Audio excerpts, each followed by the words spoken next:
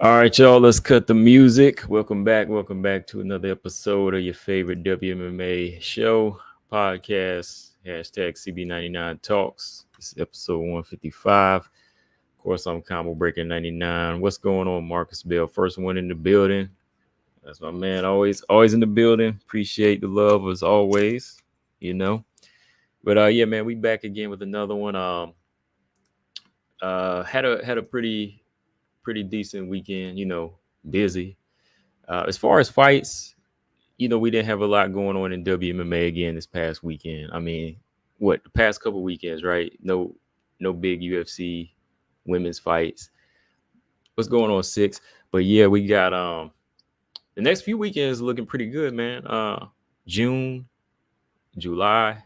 I think we got some pretty good fights, man. We got some solid solid fights that's going to be answering some questions. And that's something I'm always talking about. I want some questions answered, man. I want to see who's a threat. I want to see who's looking good. I want to see who's real. But yeah, man, I really am not gonna be long on this one. This show ain't gonna be too long. I'm gonna try because there's some stuff I got to take care of. But a few things I want to talk about here, man.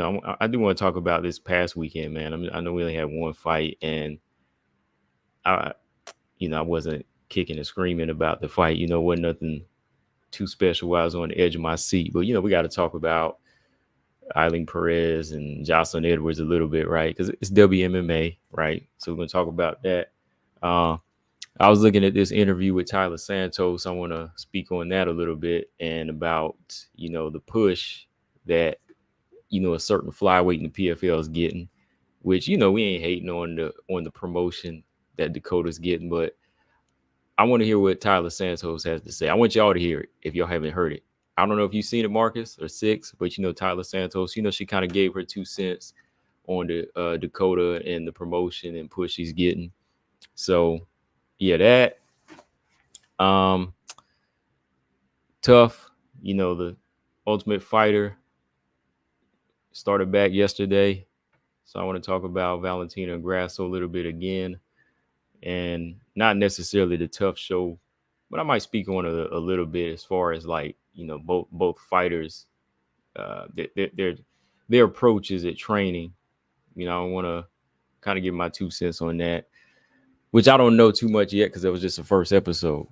So I really want to go into the interviews from both Grasso and Shevchenko because I know some people find it a little weird about what was said from Valentina about the promotion and UFC 306 and what it's focusing on. I myself, I thought that this was going to be a whole Mexican Independence Day thing, but according to Valentina, it's not, right? So that and fight weekend, man. We got 3 fights this weekend. That's more than we had last couple weekends. We got 3 fights coming up, couple strawweight fights and a flyweight fight. I know Marcus, you ain't too big on the flyweight fight that's coming up, right? I know you said that's a throwaway fight for you, but hey, I'm watching. We all gonna watch, right? We still gonna watch. Let's see, UFC Fight Night, June 8th. It's an early card, it starts about 4 p.m. So make sure y'all ready for it. Marcus said nope. He said nope. He is not looking forward to that one. Hey man, look forward to the blood at least, man. There's gonna be some blood. I'm actually looking forward to the strawweight fights this time, though, man. I ain't gonna lie. I'm looking forward to the fights we were talking about more so. But yeah. Let's go back to last weekend, Marcus. Six, while y'all in here. Let's talk a little bit. I had to post this up too because I'm going into this as well. A certain BJ from a certain No Filter MMA, had spoke on this, and he might pop in here. And we gonna be talking about this, man. We about to have a disagreement on this, but Eileen Perez and Jocelyn Edwards. I know most of y'all and myself, we were expecting Marcus, I'm gonna still watch too. Yeah, we were expecting maybe a little bit more of a grudge match, maybe some heavy hands thrown. Um, I wouldn't put this in the category of like a boring fight though. I wouldn't put it in there like Carla versus Rose 2, wasn't that bad. I wouldn't put it in there with what was it, Sarah Cheesecake, Marcus, Sarah Cheesecake, and what was her name, Vanessa Mello. Like Perez and Edwards was definitely not that type of fight. It was interesting. Like the grappling exchanges were interesting. Like when I saw the grappling exchanges, it kind of showed me what Edwards was working on, but at the same time, it showed me where Perez is still not as solid as some people felt she was, right? So those are the kind of questions answered in this fight. But yeah, it wasn't really that exciting. I think Jessica she's a girl that has like grudge matches that turn out to be a little bit more. Uh, they tend to be a little bit more like dramatic. Like I don't know if her and JoJo necessarily had like beef, but their fight was like a dog fight. Like I expected that type of fight, like a JoJo Jessica fight. I wanted to see these two like throwing down like that. But honestly, man, Edwards was not controlling the stand up like I thought she would. Last minute I kind of went towards Perez. Like I didn't bet on this thing or nothing like that, or I didn't really, feel like, oh, this is one I got to pick in. But last minute I kind of said I think Perez might show more heart as far as urgency. I think she might show more urgency, and she did, man. Like I can't knock her. Like Perez actually came in there and showed more urgency when it came down to the fight. Like Edwards is cautious, but at the same time, she's not like Valentina cautious. Like I know she's been training with Valentina a few times. I thought that would rub off, but apparently it didn't. I thought, how Valentina's cautious, but she can still pick you apart and she'll still counter.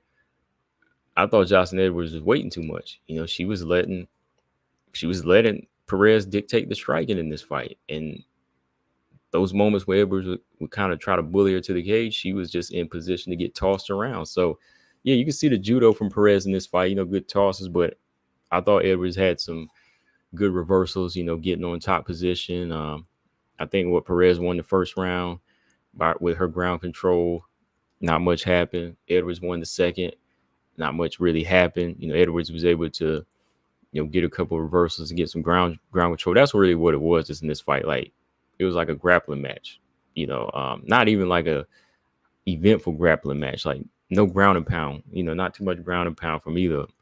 Had a headbutt in this fight is, which I did kind of expect something like that, but nothing really turned into like real fire between these two. Third round, the urgency came from Perez again because Edwards wasn't really using her reach, her striking ability like I thought she had, and she gets dropped.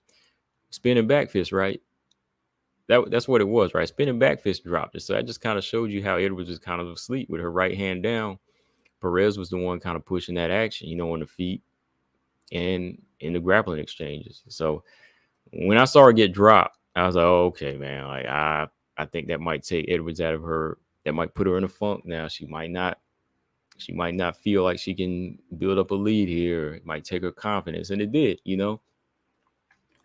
So I gave it to Perez. I thought Perez did enough to win the fight. I'm glad they just buried this hatchet and move on from here. But, Perez feels like with this win, she's able to look for a main event. And she wants to call out none other than Kayla Harrison, right? I mean, on her part, shout out to Eileen Perez. I mean, she knows this marketing, right? She might not get this fight, but she knows that trying to put her name out there in social media, because WMMA promotion, whatever you can do is good promotion, right? Whatever you can put out there is going to be good promotion for you, especially with the women. Women still have a hard time getting the exposure. Men are still not fully sold on the work that's being put in as a fighter. So I understand that part. Eileen Perez is trying to put her name in the mix with the biggest name in the division, who's the number 4 right now. And Eileen Perez right now, we all know she ain't ranked. So I'm not mad at her like that. Like, now, if the UFC was actually considering it and saying, oh, yeah, Perez versus Kayla Harrison, that's a good matchup, I would kind of have an issue with that. But when it's coming out of her own mouth, that's something between her and her own team. You know what I mean? Like, I don't agree with I'm not so on her as a fighter by the twerking like many men fans are, the simps are. That's not my thing, but that's something that they probably say, okay, that's what we're gonna use as a market. We're gonna call out Kayla Harrison and we're gonna make sure we twerk it every way in and every fight. We're gonna keep doing that. I mean, that's her way of promotion. Like I said, that's how they feel like they get out there. I mean, I'd rather her call out Kayla Harrison than twerk, So, but yeah, to me, it's just more of a marketing deal. It's just to let people know that, hey, I'm out here. Hey, look at me. How would that be for, as much as I say Kayla Harrison needs to fight somebody else besides the title shot, it's not really a fight that should be on Kayla Harrison's radar anyway. So I'm sure, just like anybody else that knows the sport, is not really gonna pay it no mind. I'm just talking about it because she mentioned it, and if y'all ask me, I'm gonna tell you like it is. Kayla Harrison is number 4, and Kayla Harrison is just too much for Eileen Perez right now. We talk about an unranked fighter versus somebody who's huge and just beat a former champion. I mean, huge by physical stature, and is somebody that Eileen Perez hasn't even worked up to facing yet. But yeah, I agree, Marcus. Marcus says Eileen needs to fight GDR. That's a good fight because let's look at the rankings. Perez ain't ranked, and I don't think she'll be ranked tomorrow, right? She won't be ranked off a fight over Jocelyn because Jocelyn's unranked. So number 15, GDR. Or, well, yeah, Jocelyn Nunez ain't ranked anymore because I said that yesterday or the other day. Chelsea Chandler, I know that was kind of a fight that was mentioned at one point. I know Chelsea would have liked that fight. Anybody for her, she should fight anybody. But yeah, GDR, that would be a good fight. GDR ranked number 15. That's the lowest rank. But at the same time, that's a lot of experience. So Eileen Perez versus GDR, that's the kind of matchup I like to see. But, there's my man BJ in the building. Mark, there you go right there. What's up, BJ? Everybody, BJ from No Filter MMA in the building. I told you at some point his ears are going to be burning. He heard his name mentioned. And here we go. Yeah. Is that right? Chelsea Chandler versus Yana Konoskaya is happening, you think? Okay. Well, that's good to know. As long as Chandler can get back in there fighting at number 12, that's good. But yeah, BJ, if you just walked in, Marcus makes a good suggestion. GDR versus Eileen Perez is a good matchup. That's the fight that you said you felt that. Don't take my word for it. Okay. Yeah, but I think Perez fighting GDR, that would be a good test of how you say you think she's more so well-rounded than Kayla Harrison. I think that would be a good test for her. Let's see her. Let's see if she can switch to what Norma Dumont did and, just completely out hustle and out grapple and control GDR. That would say a lot. That's a good former champ for her to fight. That's a good former champ fight. She could say, well, okay, I beat former featherweight champ, where Kayla Harrison beat former bantamweight champ. So it's a ladder to climb. Like I said, I if you missed this too, BJ, like I said, I don't think that fight needs to happen right now. I still think Kayla's more well-rounded, but I understand why Perez is putting her name out there. They need the promotion. Women need that promotion. But as of right now, I still would say Kayla Harrison is I think Kayla Harrison is a more well-rounded fighter. I mean, her striking looked sharper against Holly Holm. I know we say Holly Holm was older, but Holly Holm should be able to outstrike her, but she couldn't.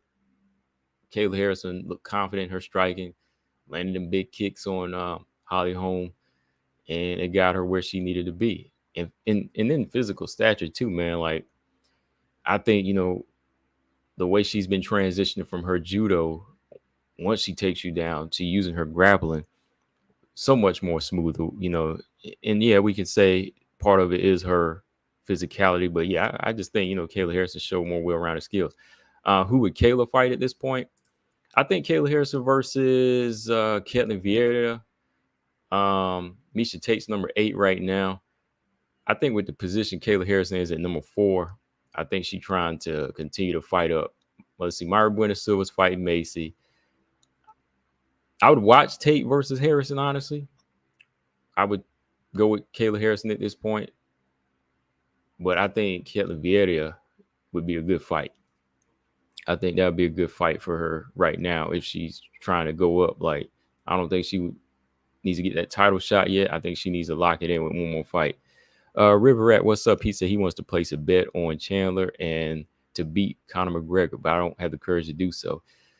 I don't even know if the fight gonna happen like that, man. It seemed like go look at Michael. Go look at what Michael Chandler said. It seemed like he kind of fed up, man. Like, Conor McGregor not showing up at the press conference. I don't know if the fight is gonna happen now, man. So, hold off, man. Like, maybe if the fight is kind of put off more, that'll kind of give you something to consider. Is Conor McGregor still in the fight mentally? I don't know. So we'll see if the fight's even gonna happen at this point. I know it's been announced, but I don't know.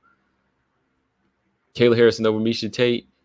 Yeah, I kind of gotta go with Kayla Harrison over Miesha Tate right now, man. I think Miesha Tate has definitely more experience, and I think she's had more tougher challenges. But when you're on the downside, even looking at it as the female fighters start to get older versus somebody like Kayla Harrison, who's just really powerful for the division. Like, Kayla Harrison and her just natural abilities, I think, would be too much for Miesha at this point. Even like, I think Kayla Harrison striking might be too much for her. If I know that was at 125, but what Lauren Murphy did, then Ketlin Vieira was able to do. I don't know, man. I think with Kayla Harrison's size, that's still going to play a big factor.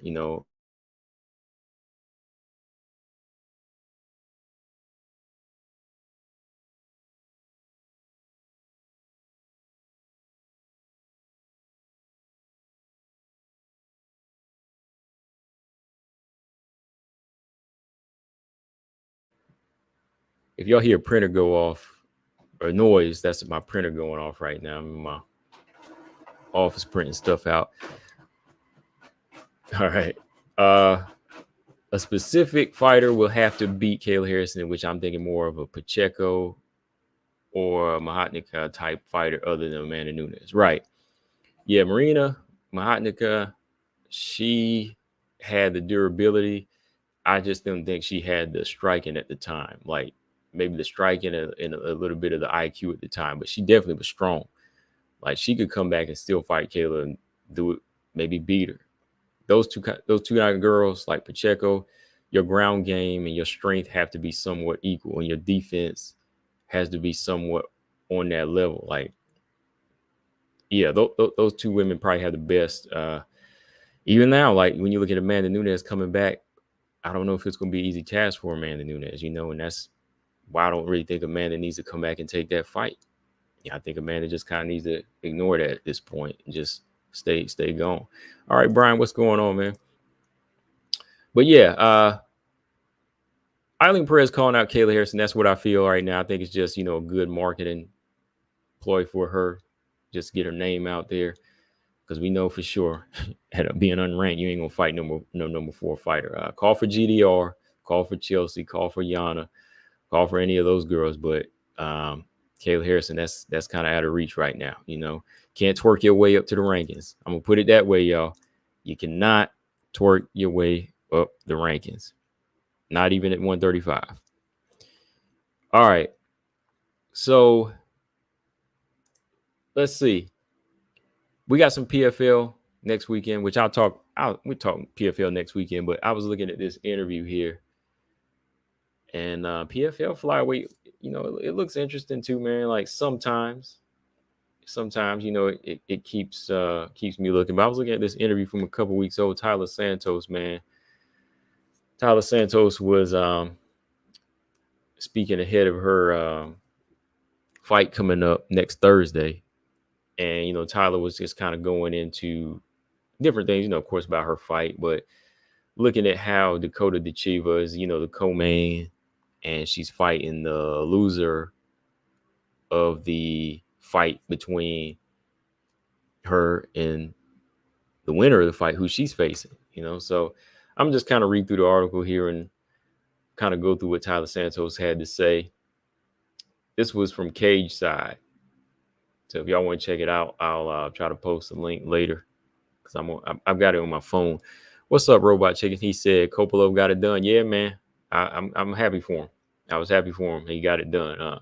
He got some good work in as far as groundwork, takedowns, a little bit of, everything in that fight. I know some people started booing in the crowd, but I was glad that he, started working on his ground game in that fight. It was good work. All right. So as y'all know, Tyler Santos is fighting Jenna Bishop June 13th. This is that PFL 4 card. And let's see, Tyler Santos, going by their ranking, she's ranked number 2. Bishop is ranked number 3. And of course, Dakota Chiva, she's ranked number 1 based on their whole point system, right? So with the number 1, Dakota Chiva, she's fighting Chelsea Hackett, who's number 7, who got finished by the number 3, Jenna Bishop, right? I know. That makes a lot of sense, don't it? I know, Mark, you understand that, right? It makes a lot of sense what I just said, right? Dakota, she locked in number 1, but I'm just saying, like, I wonder how they choose that. I know it was a finish, but, like, what makes her finish better than Tyler's? I'm just saying, like, Tyler had a pretty good finish against Lara Yawani.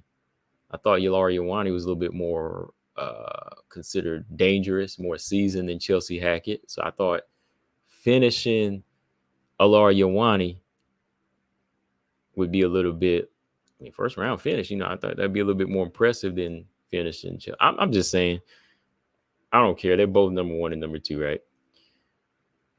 But Tyler feels a little different about it. All right, so Tyler Santos, let's see. That's what I thought, BJ. Lara Yawani is a better finish than Dakota's Chelsea Hackett. I like Chelsea Hackett, but Brian said, you know why? Yeah, I know. Mm-hmm. I know. I'm just trying to make some sense of it, like outside of what they're trying to pull. Like they ain't fooling me. They ain't fooling you. They ain't fooling anybody here, right? All right. So Tyler Santos says, if the matchmaking was done in a way where everybody that has the points fights, whoever has the least amount of points, okay, that's fair. Right? Everybody has the most points. Everybody has the least amount. Okay, that's fair. The problem is everybody else that earns 6 points or most points are facing each other. And she's the only one that isn't. She's the only one that is getting someone that got finished in the first round. So, shout out to Jenna Bishop. She's also one that kind of finds that strange too. She's not the only one. So, everybody looking like, even the fighters in this organization, they're kind of looking at how this tournament is done, right? So it's not just me. It's not just me. So it ain't me hating, or it ain't me just wondering. Like, it's no hate towards Dakota, because I find her entertaining, but it's just weird. Like she's saying, you had what? You have an even number to pair up of winners. So like Tyler said it herself, she's like, look, the problem is everybody that earns 6 points or the most points are facing each other. Tyler's fighting Bishop, right? Liz Carmouche is fighting Kana Watanabe. They both won their fights. And Yawani is fighting Shannon Young. Yeah, loser versus loser. And, oh, yeah, just so y'all know, Sumiko Naba's back. She's back in there, too. She's fighting a new signee. But Caitlin Neal ain't nowhere to be found, BJ. PFL giving Dakota that Caitlin Clark treatment. Oh, boy, he said it. He said it. He said it before. Oh, man, Brian said it before I could. Ooh, wow, Brian, crazy. He already called it. L said, yeah, I'd be pissed if I was in $1 million tournament and another contestant was obviously getting preferential treatment. Right. Yeah, man. That's all it is. Like, the fighter's going to notice that. Jenna Bishop, she noticed it too, because, Jenna Bishop, she's been working hard too. Like, she's been fighting some hard fights. She's been fighting, LFA, Bellator, and she's undefeated. Her undefeated record, I can tell you right now, it's not a pushover type of record either. She's been getting that work in. So whenever a fighter like that I hear from, and he says, why am I why am I not headlining here? Why, why is Tyler not headlining? It's kind of weird. But yeah, like I said, that's the problem. All these fighters are fighting each other. She's the only one that's got someone that's got finished in the first round, man. And she said, it is there for anyone to, she said it's there for anybody to see. You can judge the way that you want to, but it's right there. I don't know how Dakota feels about it. This is Tyler speaking. I don't know how Dakota feels about it, but if it was me getting that push, that extra little bit of help, I would be a little bit ashamed because everybody is grinding their way to the top and she's almost getting a bye, like she's getting a bypass. But that's not up to me to discuss. If that's what the promotion wants to do, okay, that's the image that they want to show the fans. See, like fighters are going to notice this. Fighters are going to notice this, especially if they've been around in the game for a while. This ain't their first rodeo, especially, Tyler Santos. She already felt a certain way about the UFC not giving her enough fights. I know there could have been some visa issues here and there, but who knows what else was out there, right, for her? Who knows what other offers they weren't giving her at the time. So, Tyler already been over there before. And she knows how it is. So coming over here, and her husband is helping her manage, they kind of looking at it like, all right, we're the former UFC fighter. And then, Liz Carmouche. Like, Liz Carmouche ain't necessarily had too hard of fights yet either. She is fighting a winner, but she fighting somebody she already beat before. Kind of Watanabe, right? Right. So Liz Carmouche, Bellator champ, former UFC fighter, even herself, like the veteran, she's not really getting sold as the main attraction here. So, they probably are looking at it like that. I mean, obviously, right? I didn't even read this second paragraph today. I just read the first one, but I read it and Tyler saying the same thing I was thinking, but a fighter, what's up, Brian? I mean, Paul, what's going on, man? But to Dakota, I don't think with her it's something to feel ashamed of. I don't think she's gonna feel ashamed of it like that because she still feel like she putting in the hard work, and she is, like training is still hard work. The training is still hard work behind the scenes. She's still working hard. She's still doing what she having to do. But when you actually get into the cage and the opponent that you're facing isn't like the biggest test, and then giving you that chance to really, really use your skills, I guess even then you would be kind of blinded, right? I mean, you would probably know. You would have to know because when they throw the opponent at you and say, okay, June 13th, Dakota, this is who you fighting, you would say, why am I fighting Chelsea Hackett? Why am I fighting Chelsea Hackett instead of Jenna? I thought Jenna won. That'd be like over in the UFC, say, if let's say, okay, let's say in the UFC, let's say after Manon beat Aaron Blanchfield, right? Manon has to fight Viviane Araújo next instead of getting the title shot. And she was just like, okay with that. No, she wouldn't be okay with that, right? Like she'd be, oh, where's my title shot at?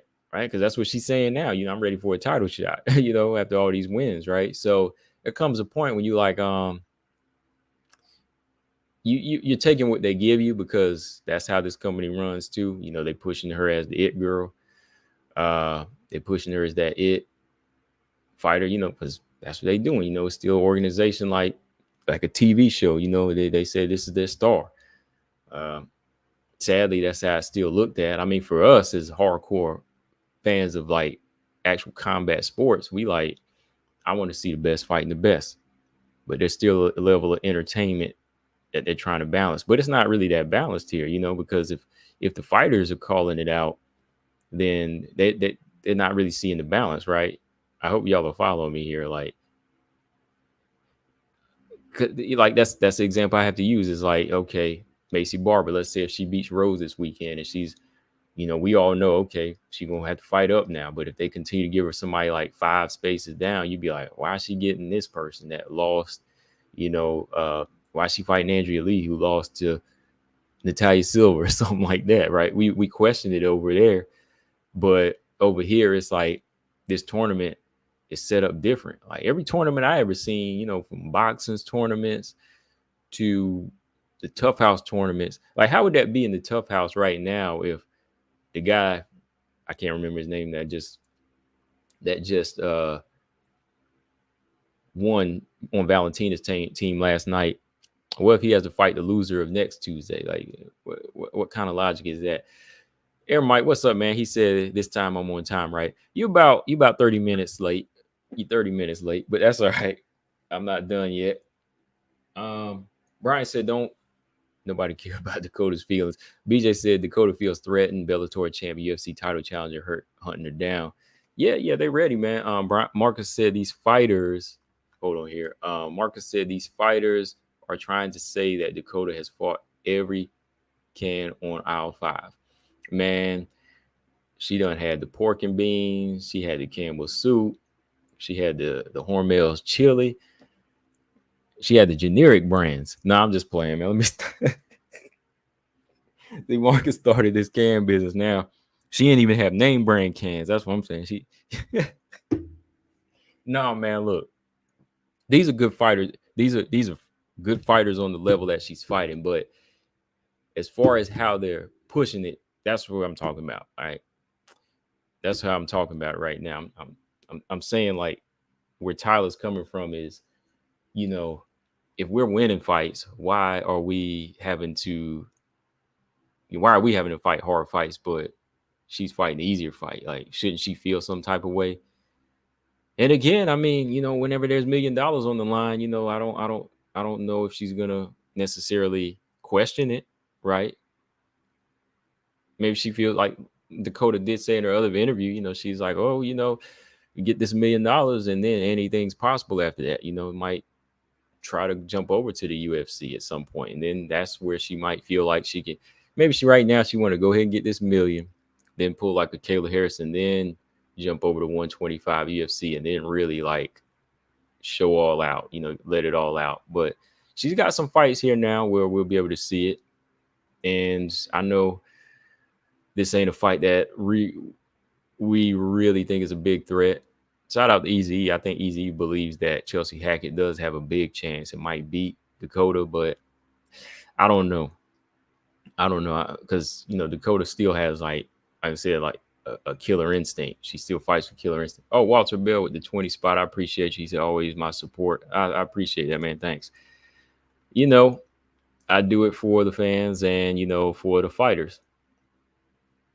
Because these fighters, they need somebody talking about them, they say, right? And y'all want to hear somebody talking about them. So here I am. So thanks again, Walter. Six said, at this point, a fighter's career, nothing makes sense but money and marketability. In other words, if you don't make money, if it don't make dollars, it don't make sense. Right? Yeah. I mean, yeah, that makes sense. Yeah.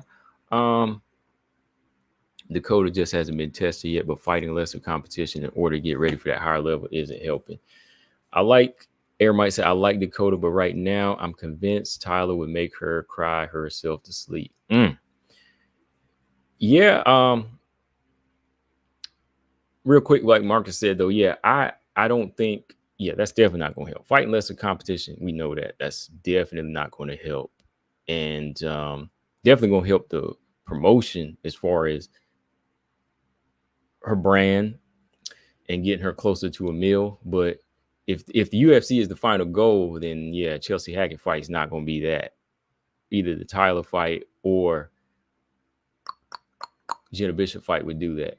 And I'll tell you right now, man, like I said, if Dakota does dominate a fighter like Tyler Santos, okay, we'll talk. We definitely have to talk now.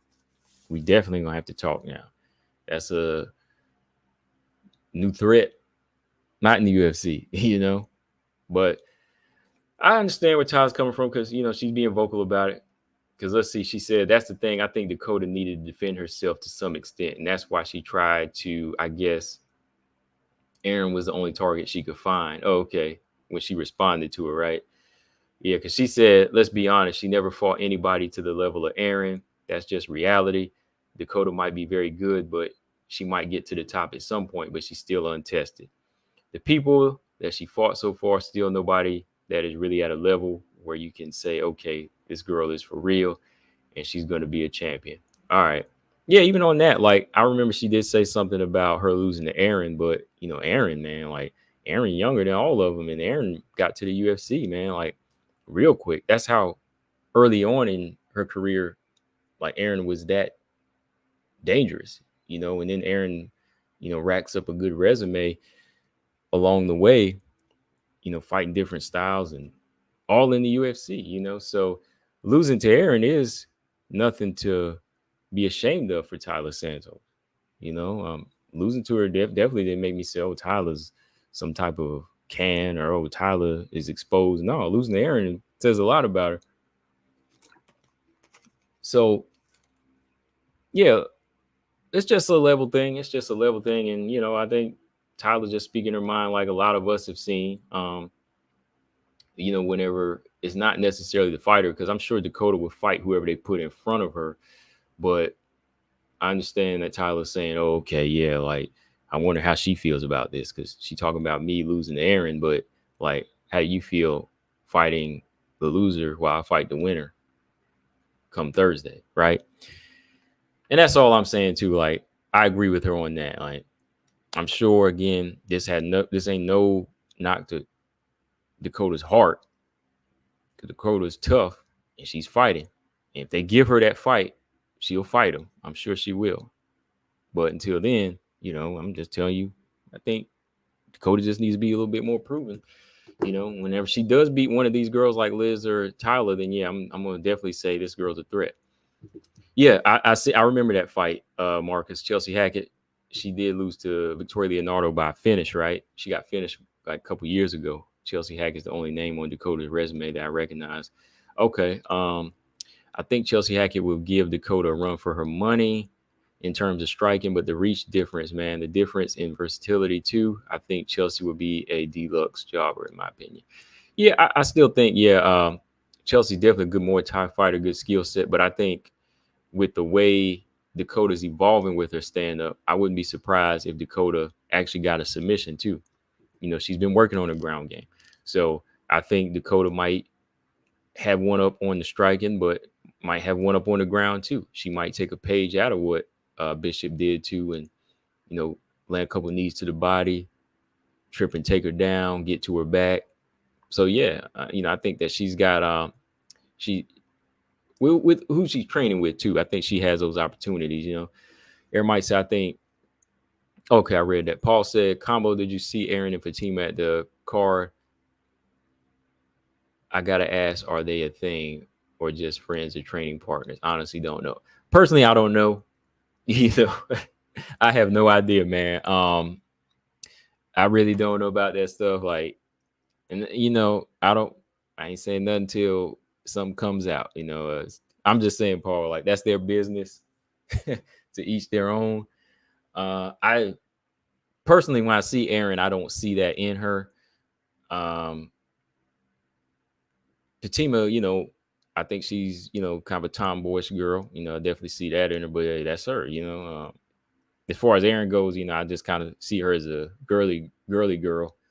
But times change today, times change today. And, they're training partners, Paul. That's all I'll say. That's all I say. They're training partners.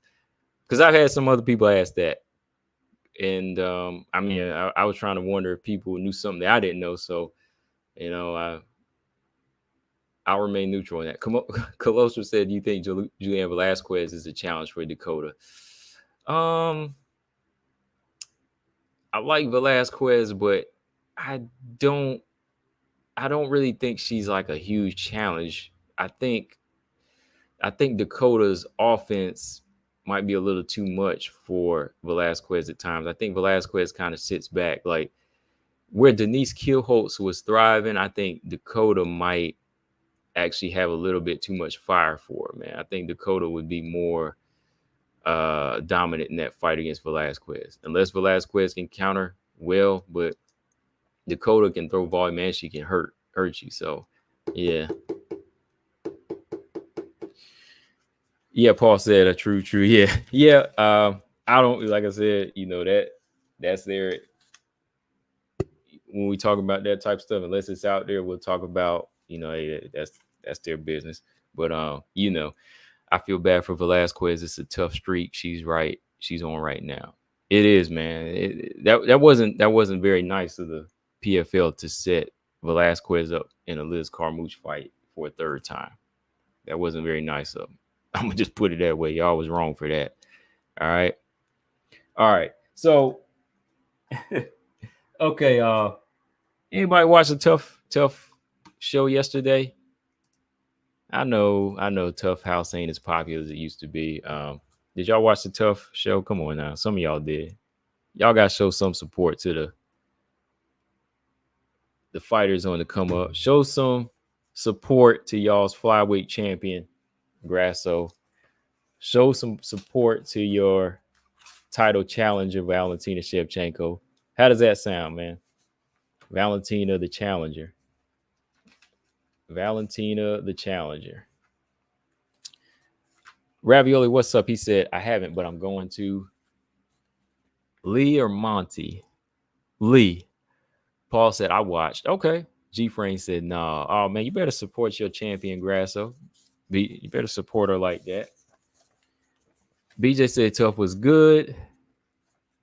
Marcus said I was watching, but he fell asleep.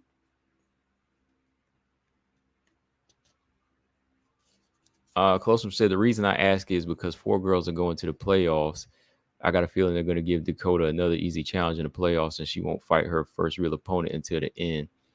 That's true, man. But yeah, since you bring it up, I don't think she will be. And if they do that fight, I'm gonna be a little upset, man. Because I don't think right now that she would be a challenge to her, right? She's got a fight coming up. Who's she fighting? Juliana Velasquez is fighting.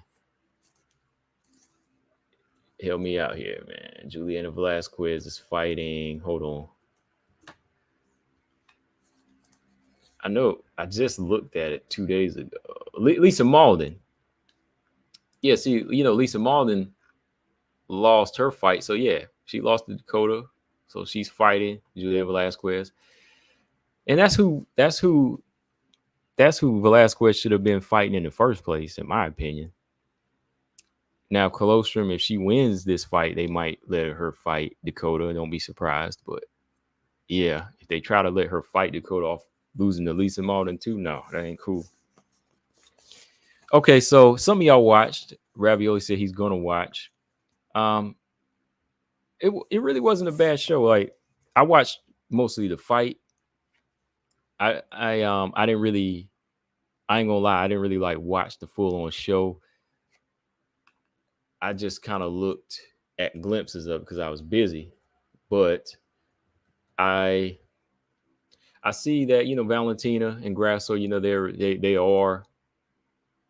they are really trying to get in there with their teams. Guillermo, what's his name? Guillermo, because it's featherweights and middleweights. Guillermo. I'm thinking of the director, man. Guillermo Torres. I was about to say the director Guillermo del Toro, right? Y'all know that director, right? Hellboy and everything. No, Guillermo Torres versus Rody Ruiz, the South African. Yeah, the fight was good. But I like this. I like seeing Grasso and her connection with her fighter Torres.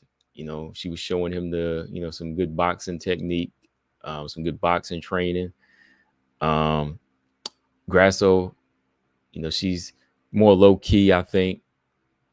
And Valentina, she was in there with her fighter Ruiz, and I like I didn't get a chance to see the teams how they went. I didn't see them picking everybody. It was already picked, but I saw she gave her team like little souvenirs, like little bullets to show that they're all one.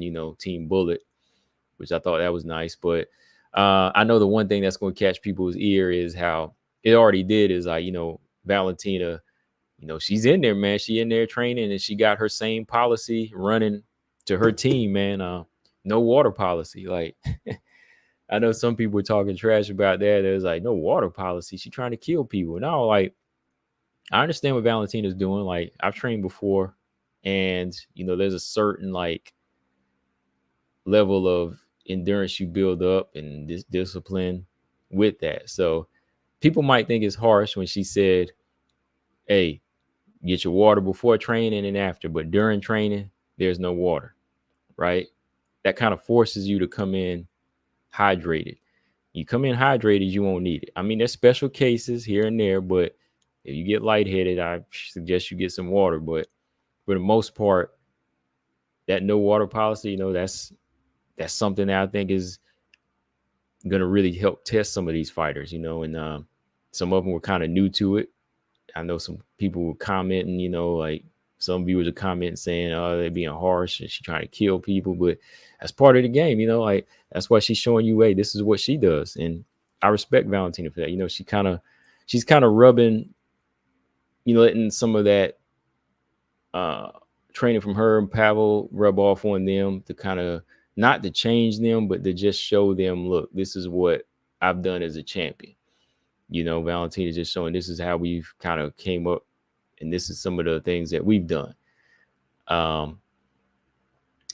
G Frank said, I'll be keeping an eye out to see if Valentina drinks water between her rounds of her next fight. Well, this was training. This was training, not fighting. As far as I know, like this was in training. During the fights, yeah, you drink water, but as far as like no water policy in training. Yeah, not fights, but yeah, during training. So yeah, I think they both have their training methods. Like, it's too early to tell right now. This is still the first episode, so we'll see how deep they get. I noticed there wasn't a lot of screaming on both sides. I heard Valentina kind of amp it up at times whenever Ruiz would get in there and maybe be in some trouble. I would hear her voice a little bit more.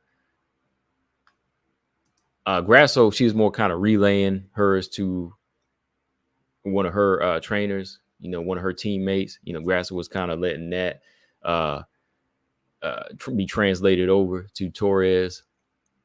And yeah, I think they're both a little bit more personal like that, and they're just kind of low key. I was expecting more yelling from like at least one side. Like Juliana Pena. Juliana Pena, when she see her people in there, she be going at it. But that's how some people do. But I started hearing Valentina after a while when the connections start happening, and Valentina's going, hey, when you hear that hey from Valentina, that means you might be doing something right.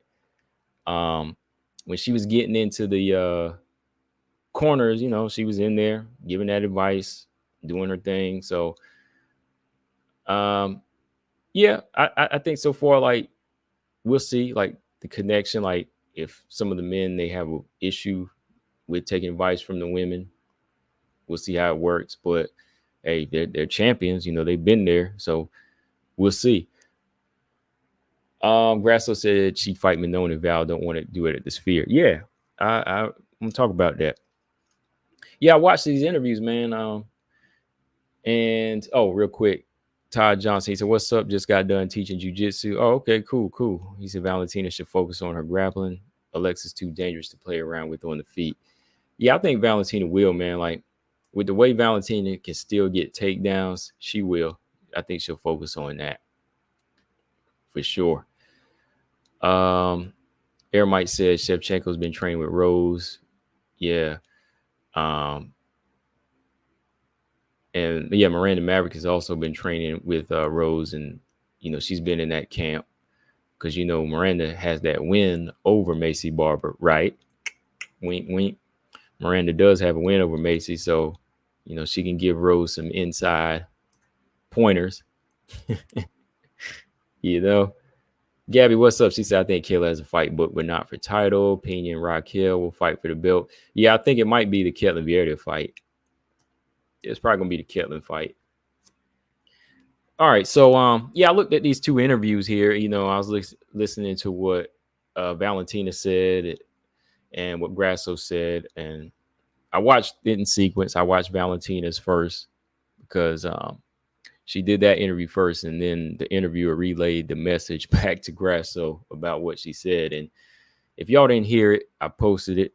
Valentina was saying that she doesn't really feel like UFC 306 being at the Sphere is really going to be. It's not really going to be focused on Mexican Independence Day. She says she doesn't really understand why it's going to be there. Basically, like there's really no reason to have it there. Like it's just going to be focused on 306 and the Sphere and whatever else that they're promoting at the time. But it's not really going to be like Mexican Independence Day. But according to Grasso, she said that like this is supposed to be focused on Mexican Independence Day. That's why it's happening at that time, right? Which maybe Valentina, I guess maybe she's a little confused about it, maybe. But to me, I think that UFC 306 is happening there for Mexican Independence Day because Dana White likes money. He remembers last year, UFC Noche, right? UFC Noche was on ESPN Plus, and he remembers how well it did, right? And as Valentina, as a cultural woman, like I would figure that she would know that, like this is a time period where Mexican Independence Day is going to be celebrated. Maybe not necessarily in Mexico, but the Sphere is in where Paradise, Nevada, is in Las Vegas, part of Las Vegas. Which being out in that area is going to be predominantly promoted for Mexican Independence Day because it says right here, this will be okay. This will be the very first ever UFC event hosted by the Sphere and will mark the promotion's second Noche UFC edition, celebrating Mexican Independence Day after holding UFC Fight Night Grasso Shevchenko 2 the year prior, right? So it's pretty clear right there. Like there's nothing else to promote that week. There's nothing else going on. September 14th, that's the same time like around last year, right? It's clear as day. It's clear as day. So I was just kind of trying to figure out what she might have felt was going on there. But no, like it's supposed to be Mexican Independence Day. It's written right here. I mean, Dana, man, like after that first card, he was like ecstatic, man. That dude was talking about, oh, we better than boxing now. This is our date. Canelo ain't getting this date no more because September 14th is ours. Like you see these views on ESPN Plus, millions, right? So this is about Mexican Independence Day. This is about UFC Noche. That's why Tatiana Suarez was trying to get on it, right? Y'all heard that. I know, Marcus, you heard that too, right? Yeah. See, yeah, Mark brought it up right there. Yeah, Tatiana versus Weili's most likely outcome. I'm trying to remember which article or interview it was, but yeah, Tatiana had brought it up. She brought it up that I would like to fight in September and hopefully get on the Sphere. And if she comes back, Weili comes back at that time, that's a fight she would like. So if they loaded that card down with 2 title fights, 2 Mexicans on there like that, it's a possibility. That's what it's going to be promoting. So yeah. Really, that's the only thing I really took away. Both these interviews were kind of short. He was asking some of the same questions and about how they going to approach the rematch, about the TUF house. Is their relationship any tighter than it was? Which, they're fighters. We really don't care about their relationship, right? But Grasso's interview was like 15 minutes, 19 minutes for Valentina. And yeah, they were just kind of covering some of the basics. Grasso definitely said, look, she's ready to fight at this point. Like, I like Grasso's mentality right now too, because she's just ready to get it done. Like, and that's the thing, man. Like, it's still like no contract fully out there. Like, I know he tried to get it out of him, which I was like, okay, hopefully he can get something out of him. He did answer some good questions, ask some good questions as far as, okay, contract ready and everything. So Grasso just said, yeah, the fight's being worked on, things are being fixed or whatever. So we'll see. But there's still not like a lock-in date, man. Like, I mean, you're always going as far as promoting these two on the Ultimate Fighter, man. So I think, I think at this point they'll probably go and announce it for the TUF finale. I think it's pretty much gonna be in there, like with Dana White knowing what UFC Noche did last year. It's gonna be September 14th, right? I think we can all say that it's gonna be that. Like maybe Grasso knows something, Valentina knows something, but at the same time doesn't really want it to be that. But yeah, I think that's what it is. But Grasso was open to Grasso, she open to Manon Fior fight now. That's just showing you she ready to go, man. Manon, she's ready to go. Grasso, she ready to fight because she said just in case of he asked, just in case Valentina not ready to take the fight, are you ready to fight anybody else? Like, yeah, Manon. She said, yeah. Like, and that's why I've been seeing Manon train too. Like, Manon is really training for backup, y'all. So you got to give this woman credit too. Like, Manon is ready to fight. Like, she ain't pushing this thing off. Like, Barber Rose fight, that ain't gonna be no title eliminator. I think, yeah, Manon deserves her shot. If this fight don't happen, yeah. But yeah, Manon's been training, man. Like, she's been still doing the road work, sparring, rolling, doing everything. They've been, posting up a little bit of everything as far as updates. So I think Manon is definitely sitting back as the backup in case anything crazy happens. Like, let's say Valentina does pull out or doesn't want the fight. Let's say turns it down. She's gonna be ready to go. So yeah, that's still good news too. Yeah, Grasso though, at this point, Valentina said, I'm not trying to do a fourth fight anymore. So they really are going to close this thing out, whether it be whether it be one win for Grasso, a draw, and one win for Valentina. I think at this point they're going to be done with each other for now. For now, they will. Now, who knows, though? Dana White sees this thing does amazing numbers. Maybe they'll revisit it, but hey, revisit this thing in 2 years.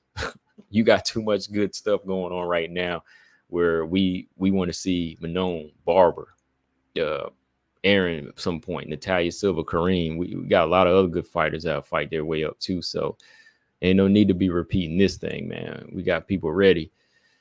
All right. So Gabby said, you think Manon only hope to fight for the belt this year if Val gets injured and she steps up?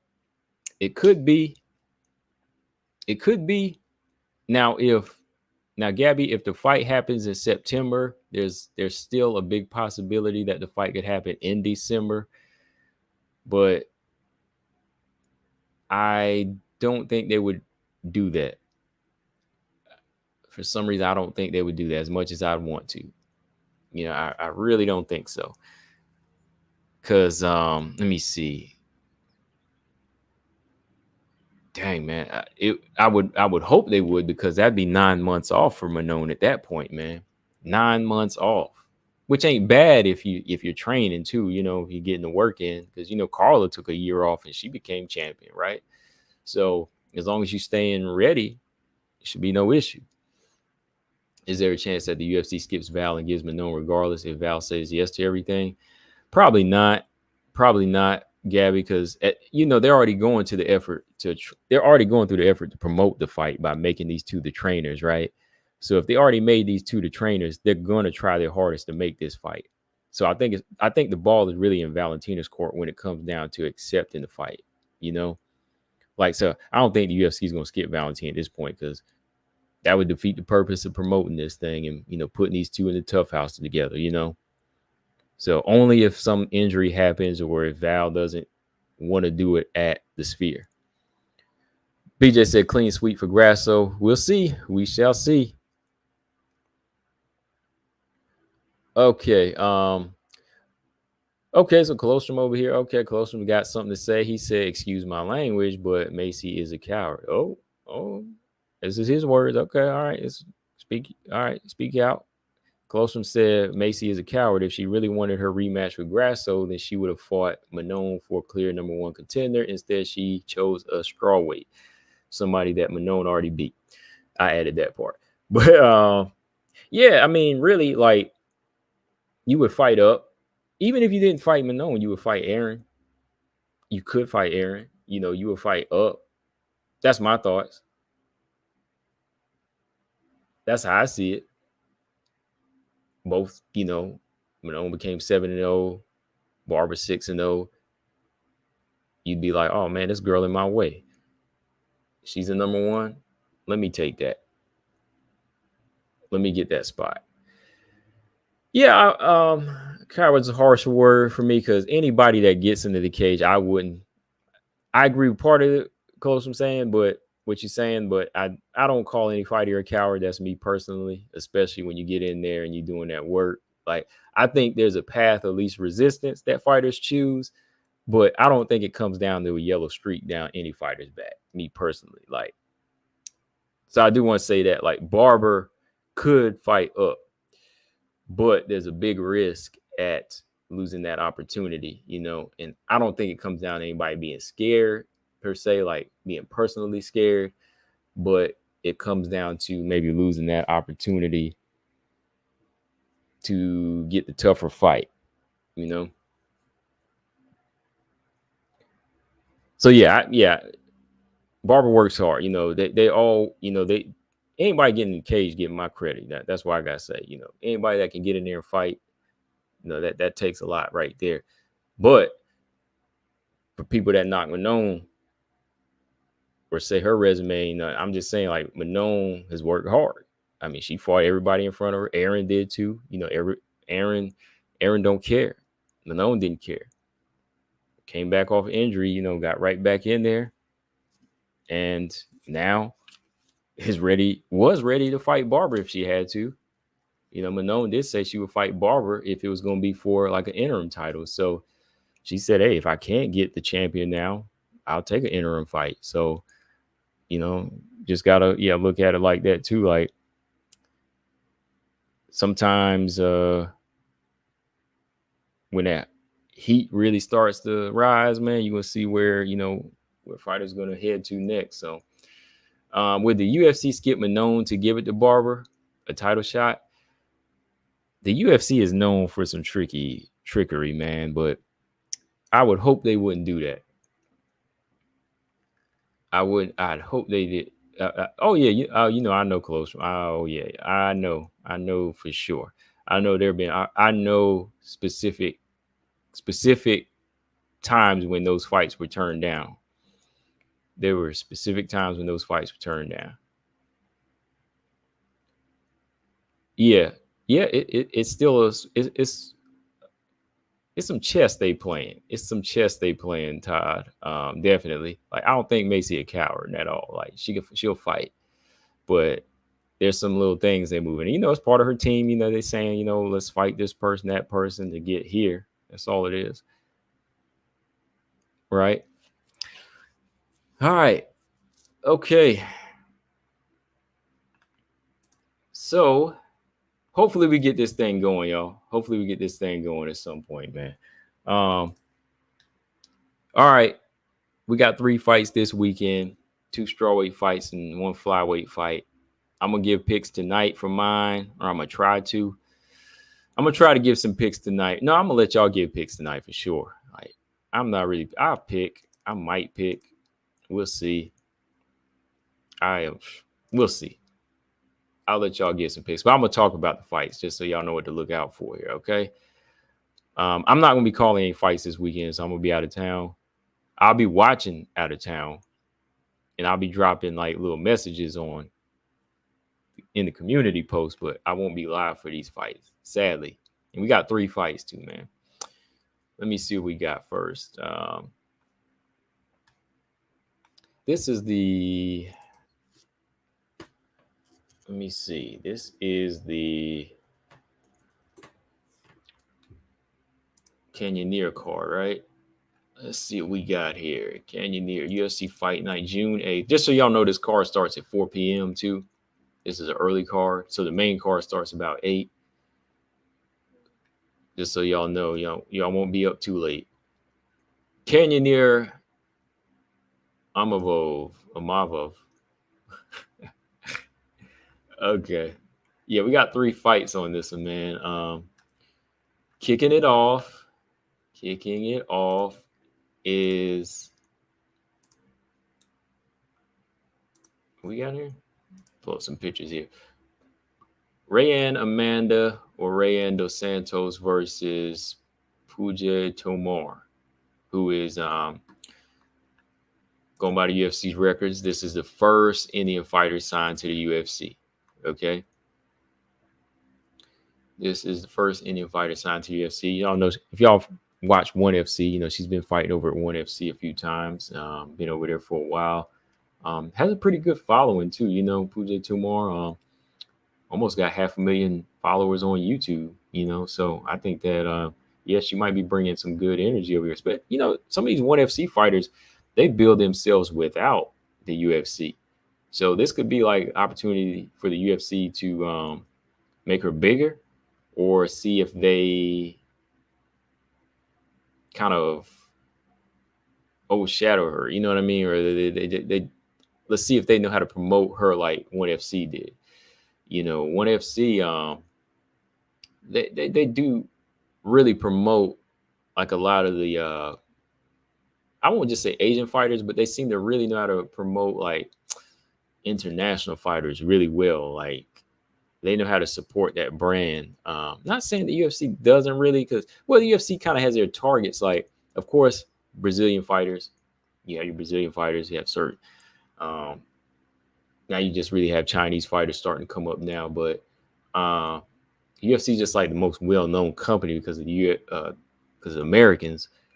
Even though you do have fighters from all over fighting for the UFC, but it seems like it's individuals, fighters like Stan Fairtex, Smila Sundell, these girls from other countries, Sweden and India, Russia, Australia, the continent, Australia, people that come from here, they kind of come in with big fan bases already, without the UFC. So I'm kind of curious as to see how they'll do with that. But, Rayanne, I've seen Rayanne Amanda fight a few times.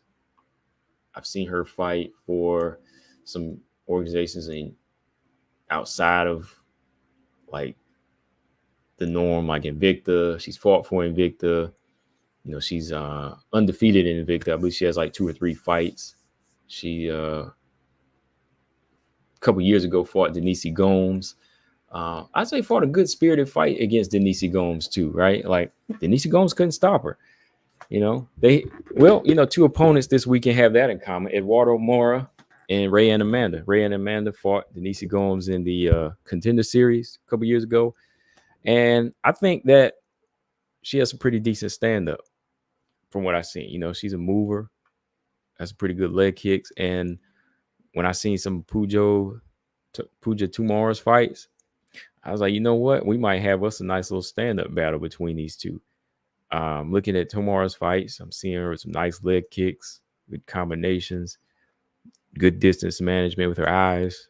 Ground game, I'm not too sure on. Early on, I seen her get submitted. She has gotten finished in a couple of her fights. Rayanne does have an okay ground game. She does have some submission wins on her resume. I think for the most part, we might see these two doing a lot of stand-up though. It's going to be interesting, man. I like Rayanne. Actually, Brian, I like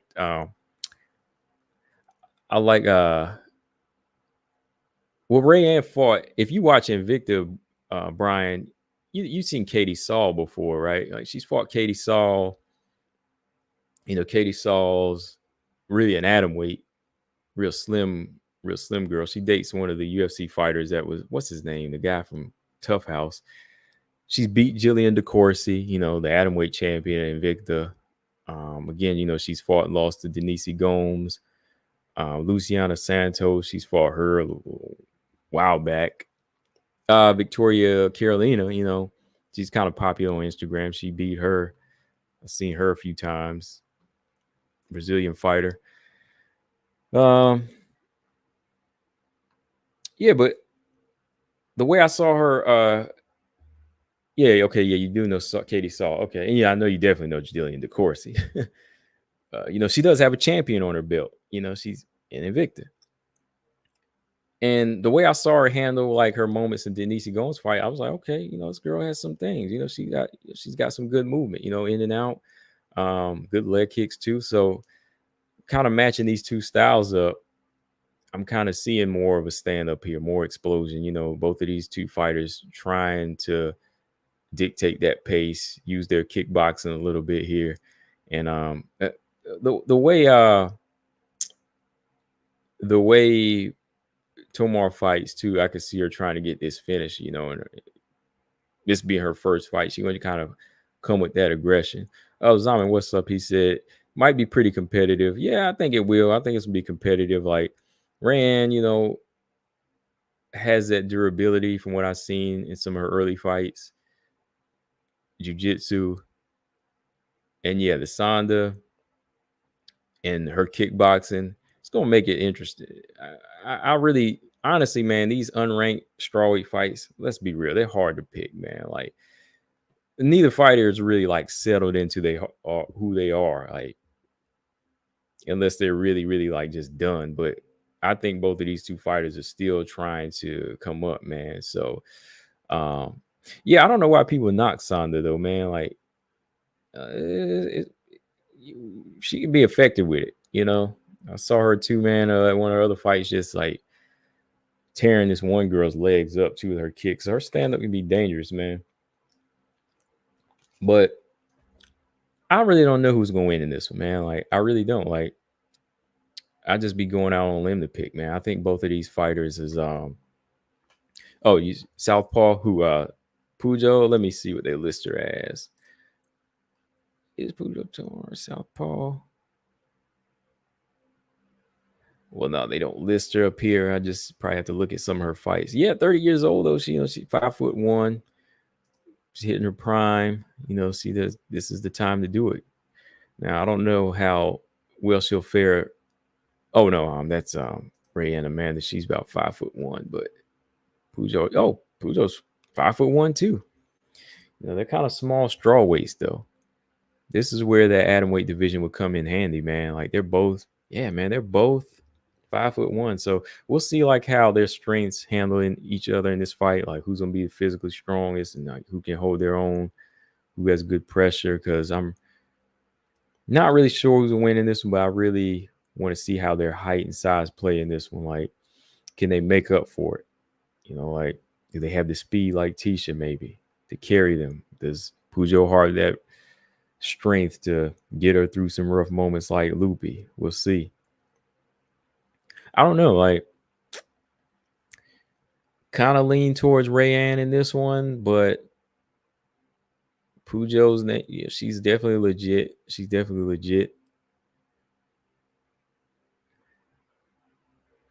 Yes. I know. Yeah, they are atom weights because again, Rayanne, she was fighting Katie Saul, and Jillian DeCourcy's atom weight. So having them move up here is, it's gonna be interesting, man. Like, see how they fare in the 115-pound division. These girls ain't getting any smaller for 115 either. Anybody gonna pick in this one? This one's competitive. I ain't gonna pick in this fight. I'm not picking in this one. Nothing really riding on it in this one. They both just making their debut here. Basically, it's, this first statement they're making. I don't know. Anybody rooting for anybody in this one? I think it's gonna be a good fight though. Definitely gonna be a good one, man. Probably Amanda will use grappling at some point. Yeah. Marcus Bell said he's got Santos. Okay, Randall Santos for Marcus. Maybe her grappling saves her. I mean, Pujo's been submitted a few times in her career. Let's see. She's been submitted by Tiffany Teo. She's been armbar 2 times too. She's been triangle choked at 1FC once. Stan Fairtex finished her. Yeah. Lost a Muay Thai fight to B Nguyen. Beat B Nguyen in I remember that fight. Yeah, she beat Bino in a MMA fight, and she lost to her in a Muay Thai fight. Okay.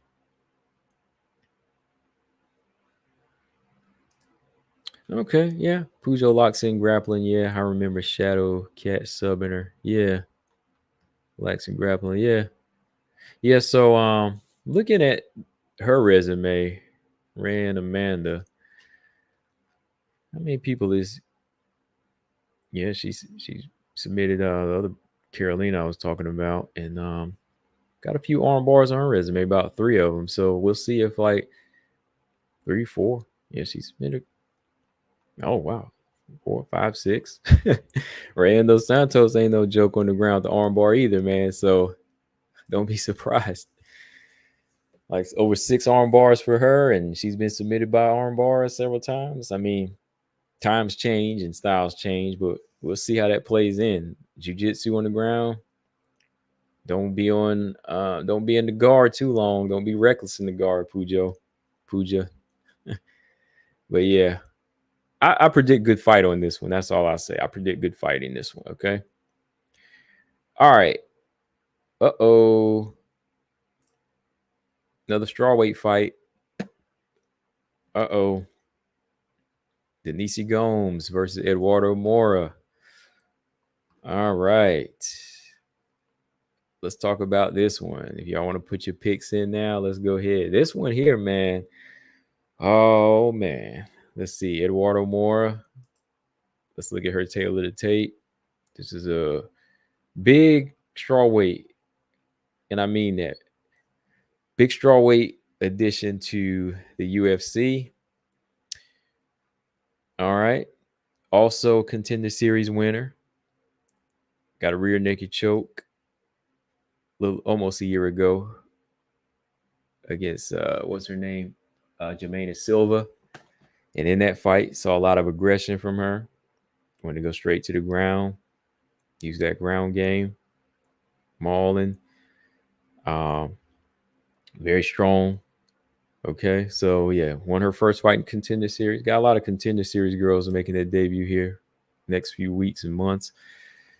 Makes a UFC debut against Montserrat Ruiz. Came in a little overweight in that fight. Didn't make weight yet. All right.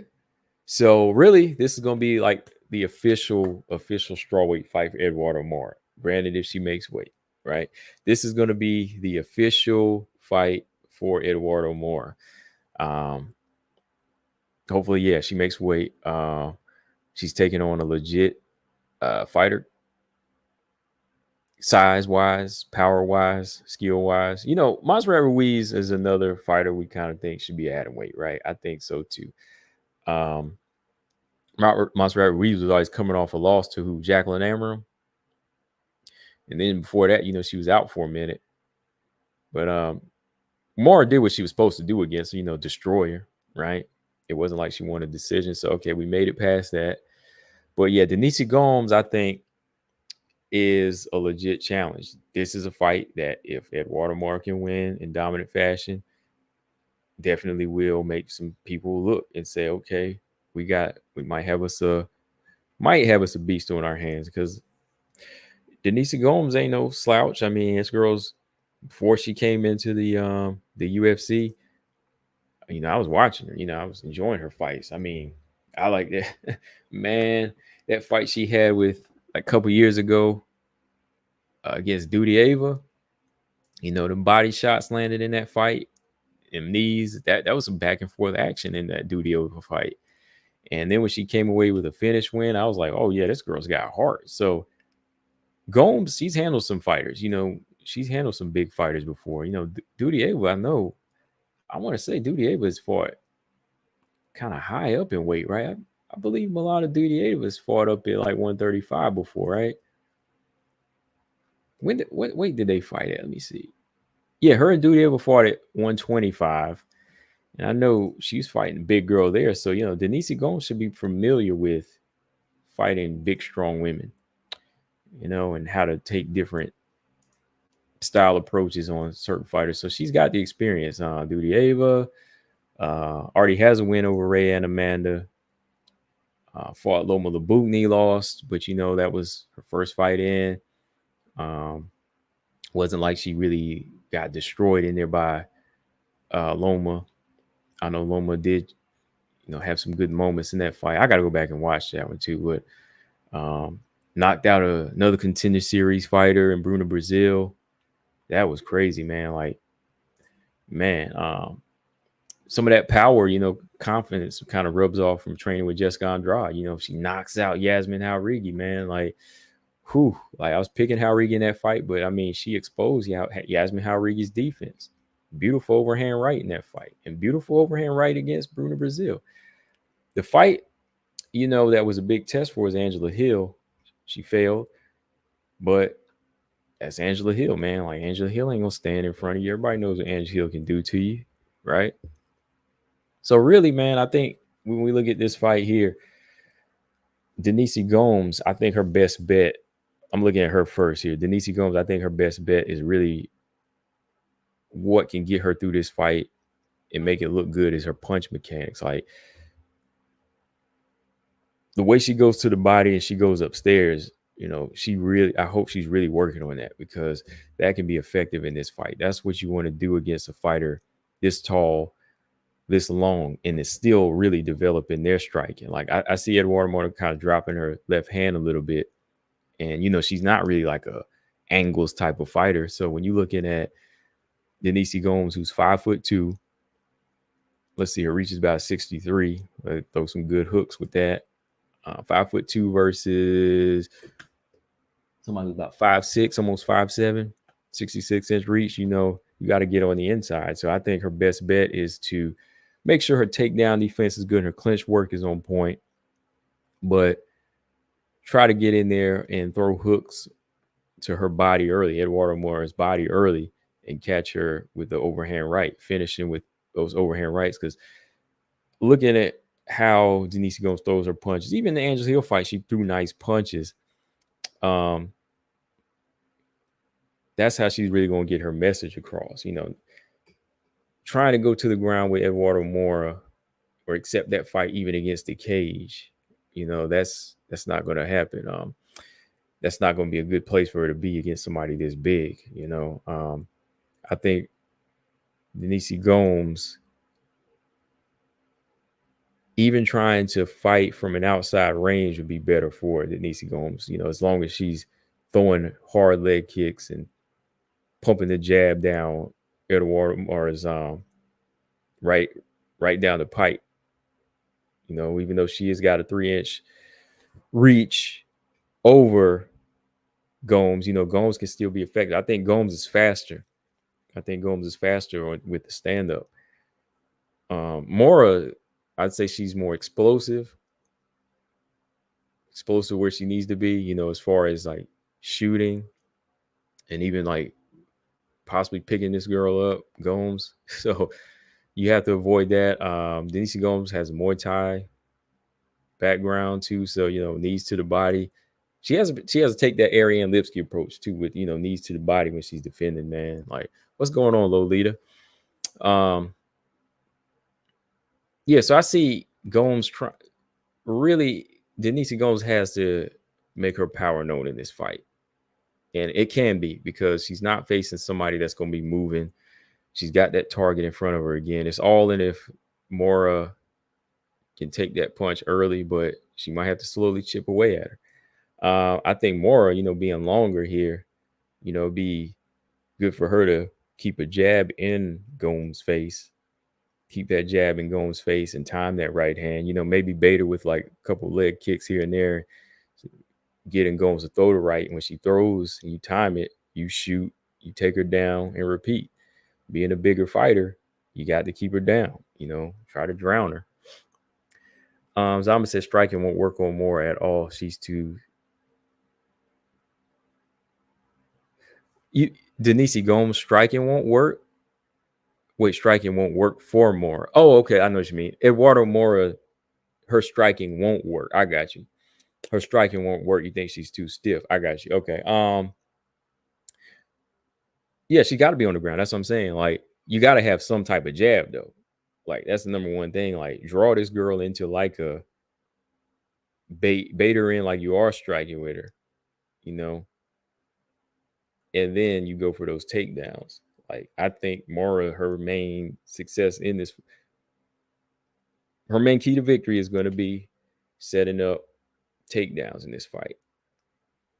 You know, don't go in there and gas yourself out trying to just grab and shoot.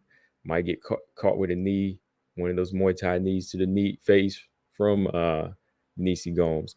Uh, I think this is going to end in a finish, though, man. I really do. If it goes to the decision, yeah, Gabby, Duda Kova's moving back to 115. She's fighting Sam Hughes now. She was fighting Jacqueline Amorim, but I guess Jacqueline Amorim had to pull out of the fight. So, yeah, she's fighting Sam Hughes now. I think this fight ends in a finish, too. This is another hard one, man. This is another hard unranked fight to pick. Who do y'all got in this fight? I might have to lean towards Gomes in this, man. I think when Gomes has a target to hit and Gomes has like somebody that's willing to be right there, I think she exceeds a little bit more. Like when she fought Angela Hill, man, Angela Hill make a lot of girls look bad because when you ain't used to that type of footwork, man, it's when you're not used to that type of footwork from Angela Hill, it could be baffling. Air said decision. I don't see it with these two murky machines. No, I didn't say decision. I didn't say decision. I said I don't think it goes to decision. I think it ends. I said it ends in a finish. Whatever way it goes. Okay, Mark said I got Gomes. Brian said Gomes better not overcommit. Yeah, and if she overcommits, that's going to be her problem. You overcommit to right hand, boom, slam, takedown. Kind of worried about how Denise Gomes will look on her back, too, in this fight, man. Did Angela Hill take Gomes down? Does anybody remember? Because if she did, man, I'm going to be a little bit more worried now. Did Angela Hill take Gomes down? Does anybody remember? Gabby said Moura wins Jillian Robertson next. If Gomes, give her Carolina. Okay. Is Carolina still ranked? Yeah, Carolina's like number 15, right? And if Michelle Watterson wins, yeah, give her more. I thought so. Marcus said Hill did take. I knew she did.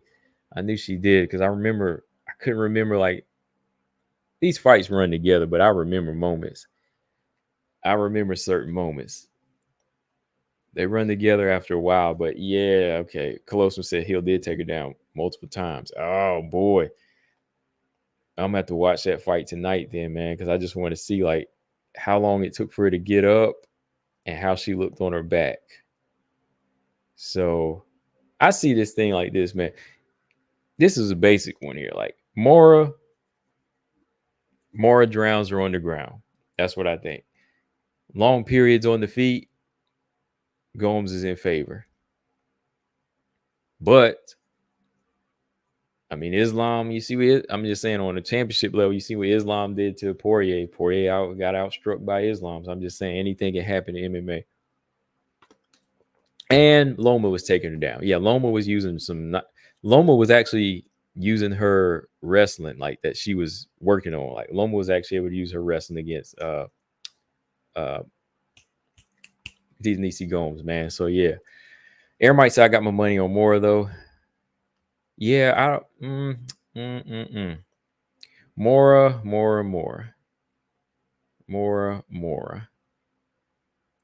This might be one I might switch on the last minute, man. Like, let me watch this Angela Hill fight tonight, and then if my pick changes, I'm gonna have to post it somewhere. I'm gonna have to post it in the comments on the other thing because this is interesting, man. Good fight though. Another one. This one does not go to the cards, so we would not have to worry about a robbery in this fight, y'all.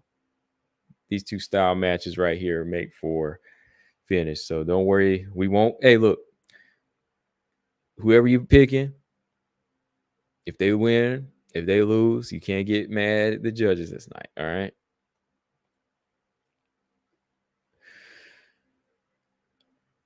So let's see. Gomes, Dudiev all over again. Okay. Denise Gomes. Yeah. So that means Gomes gonna have to go to that body. Moore is a different beast, y'all. I'm trying to tell y'all. Okay. Do you see Suarez in her, man? I'm not sure. I gotta go back and look, man, because I gotta see a little bit something here. I want to see, man. If she goes in and handles Denise Gomes, then I'm gonna be keep a very watchful eye on her, man. I'm gonna keep an eye on her. All right. So last WMMA fight on this card is a rerun. It is a rerun. I think we were all more excited about them strawweight fights, huh? But this is a flyweight fight. This should be good. Andrea Lee gets to run it back with Montana De La Rosa. I went back and watched this fight about a week or two ago. I wanted to see how this one went. And, for the most part, and I picked Montana. Yeah, I did pick Montana years ago when this fight first happened. I did pick Montana, but Andrea Lee, she had more skills, better jab. Montana had her moments. Definitely had her moments. But it was just one of those fights where I don't think Montana was committing enough. She just was not committing enough in there. Okay, Robot Chicken said, hear me out. Could Monty be catching Lee at the right time? Could Lee be on a decline? Judges could give it to Monty if Lee fights too passive. That's the thing. Like, Lee might look like she on a decline, but there's certain type of fighters she'll still beat. Like, I don't think Montana wasn't as much like damaged goods, I think, or like as fragile as like Antonina Shevchenko or even like Cynthia Calvillo. Like, I know she got her eye hurt in that fight. Montana's is a little bit bigger. So there's always a good chance Montana could win. But when I look at it, Andrea Lee really won't fight passive against certain type of fighters that is almost like she can just pull a couple weapons out. Like, it's hard to explain. Like, you just have to look at those performances that she's had against fighters. Like, okay, unranked fighters, she always has enough to win. Like, there's a certain level of confidence there, right? There's a certain level of confidence where Andrea Lee is almost like mentally where she just locks in and she does enough. But some of the ranked fighters, it's always like either fighting behind, not doing enough, and it's always close. And that goes back to like when she fought JoJo and even like Lauren Murphy. Like, I thought she beat Lauren Murphy at night. I was picking Lauren Murphy, going for Lauren Murphy, but I go all the way back to that fight. That was like one of the nights where judges were getting called out because, everybody thought Andrea Lee did enough to win. And I believe at that time too, you were here, Marcus, and Marcus, we saw like one of the judges was like looking at their phone when Andrea Lee and Lauren Murphy were fighting. So sometimes, fighters like Lee too, they got judges against them too. So, they have to make sure that they're ready to turn up. And with this fight here at this point, this rematch, yeah, it's basically that, Brian. It's loser go homes. That's why I promote this fight as, it's winner leaves town. No, loser leaves town. That's what I promote it as. Loser leaves town.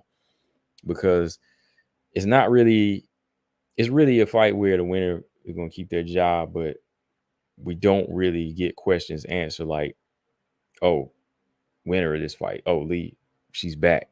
She ready for a top 15. Montana, oh yeah, she's good. She back for a top 15. No, like, really, it's entertainment, and it should be an interesting fight.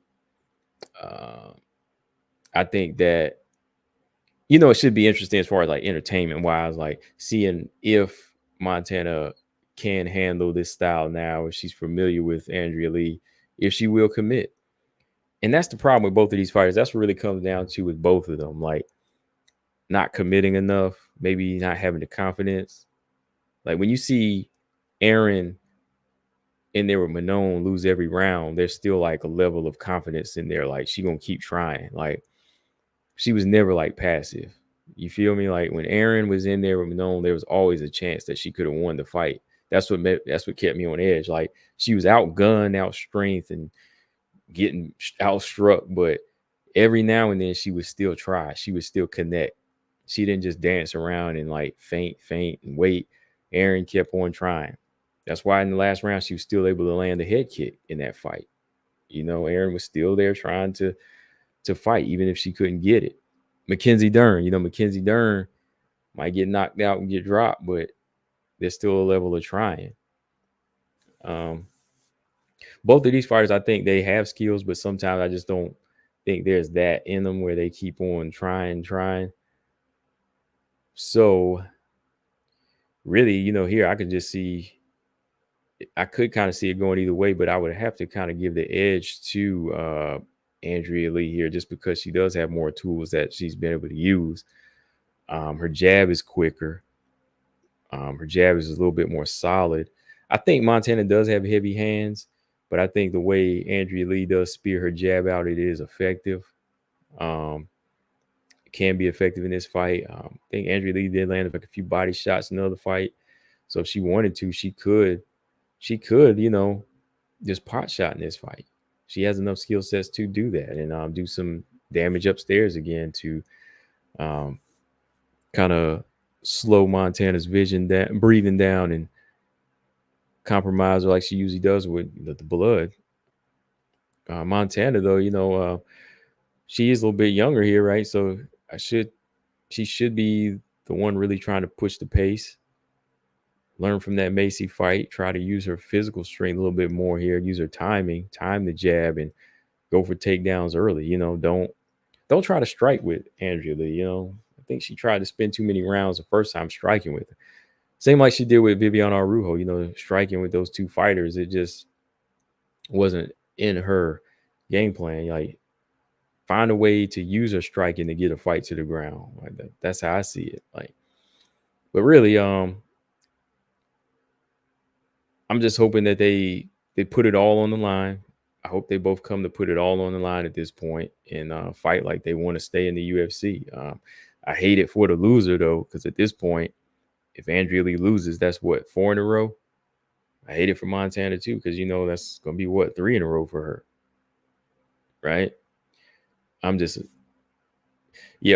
a brick wall for Montana. Yeah, brick wall, but I think that was her best chance, is to, like, try to lock up with her and try to take her down, because you're not going to match her speed for speed when it came down to the striking.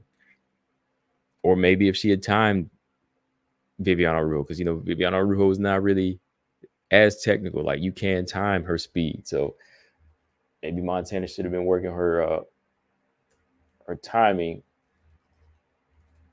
throughout these years.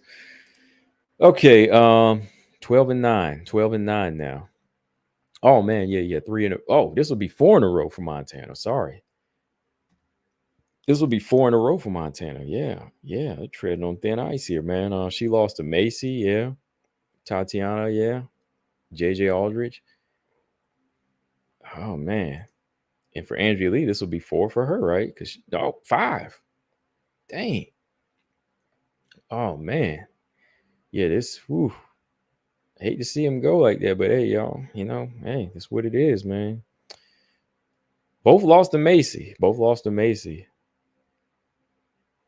Araújo. Yep. Okay. So that'll be 4 in a row for Montana, and that'll be 5 in a row for Andrea Lee if she loses. So yeah, I think that's it, man. I think that'll be it. Colostrum said loser fights Deanne Barbosa. Whew. Loser might be going home. 5 in a row. Andrea Lee, Viviane Araújo, Macy Barber, Natalia Silva, Miranda Maverick. And then she loses to Montana. Yeah, that'd be. Before that, she went on a 3-fight losing streak. Yeah. This is it, man. This is it. This is it for both sides, and that's what this fight is really about. Robot, you had a comment. Let me go back to it real quick. Robot said, right, Combo, they get discouraged and it's too noticeable. Yeah, Montana isn't fast isn't overly physical either, so winnable for Lee. Marcus said these two fighters only put their tools together against low competition. That's pretty much it. Yeah, that's pretty much what I was saying. Like Andrea Lee, I have to go with Andrea Lee Marcus because of that. Like I think her tools, even if she doesn't use all of them, her tools are going to be enough to do what she got to do against Montana. Her jab and her striking is enough to do enough damage to keep the fight at her pace and slow it down to where Montana can't take her down. And she could take Montana down. Robot Chicken says, is King Casey a coward? No, I won't say that. Like I said, it's really hard for me to call a fighter a coward like that, especially if they putting in the work. Like if you start getting popped, yeah, then we'll talk. If you start cheating, then we start talking cowards. You know what I mean? Like when fighters do get exposed, we never know what fighters on now. But when your test comes up and you getting popped, then we'll start looking at fighters like that. But yeah, I wouldn't call Casey O'Neill a coward. No, not at all. No, not at all. Not Casey O'Neill a coward? No, because she's still fighting. She's still going there and fight. She's young too.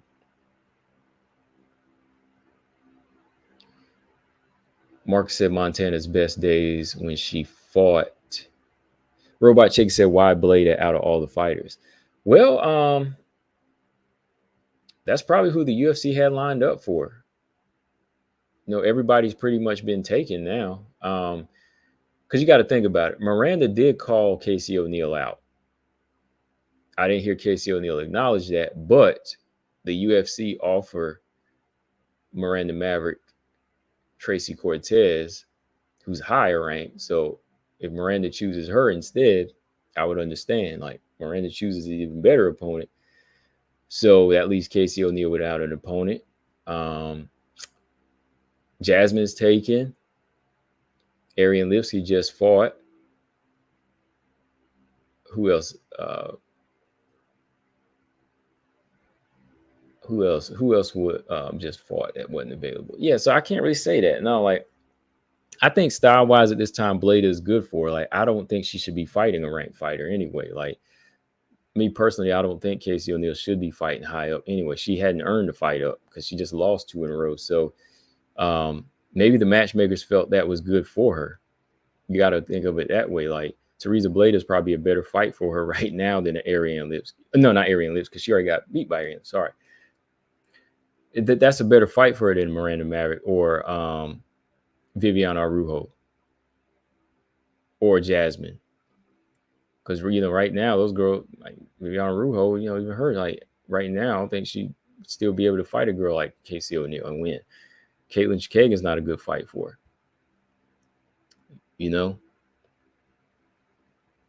Oh, okay. Colstrom said, combos, you forgot Jasmine put on Twitter that Casey turned it down.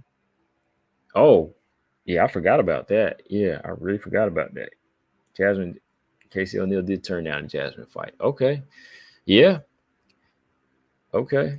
Yeah, because the only one I really remember was when Miranda had because see, Miranda was on IG and she used pictures too. That's why I remember I follow Miranda more too. So Miranda had posted Miranda called out Viviane Araújo and Casey O'Neill. And Casey never really responded back to it. And I guess Jasmine said Casey turned that down. Okay.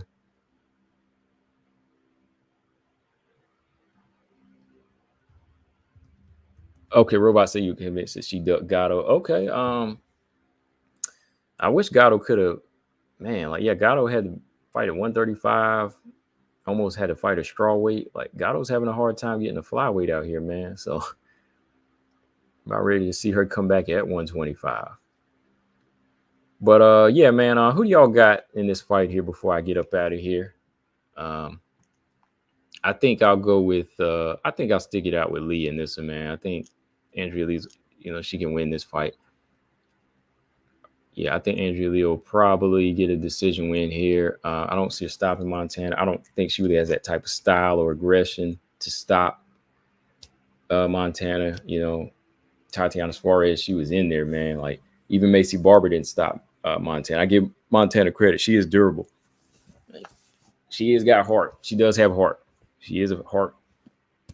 She is that type of fighter. She is tough. Ooh, Colostrum said a draw. Oh man, come on, you gotta have a little hope in Monty and Lee. Pick some. Oh man. Oh man. Eric Might said Montana's still young and hungry. She's much likely better than she was when they first fought. Meanwhile, Andrea Lee, I like she's done seeking the top at this point. The vibes don't lie either. That is true, man. 4 in a row. 4 in a row. That is true. 4 in a row for her too, man. But I think she still has enough to win on this level. She just hasn't had enough in those levels, man. Robot said kind of was funny. Gatto at strawweight might be the formula. No way, man. Gatto at strawweight, nah, gonna kill her. I'd rather. Well, no. I think yeah. I'd rather Gatto move to 115 than bantamweight because when you got Kayla Harrison up there, your chances don't look good. And then you got girls like Macy Chase on as well. But no, Gatto might pass out on the scale trying to move down to 115. You see that girl? She ain't got much fat on her body. I wonder if Natalia is fighting Chikagan or Aaron. What did you think? I think they might lock in because Chikagan said she's open to fighting Aaron. They trained in the past, but she said, it's just business. So they might try to lock that in, but Natalia, she said she's ready to come back. So Natalia versus Aaron, that would be a good fight.